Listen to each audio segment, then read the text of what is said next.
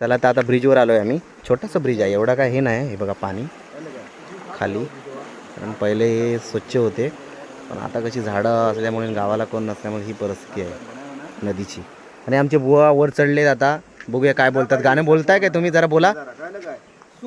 सुख करता दूध करता बाप्पा मोरया गजानना गजानना गजानना गजानना. रत्नागिरी देवगड कणगवली कट्टानी मालवण राजापूर आम्ही कोकणचे सांगताना आमचं भरून येईल उर. बाप्पा मोरया गजानना गजानना गजानना.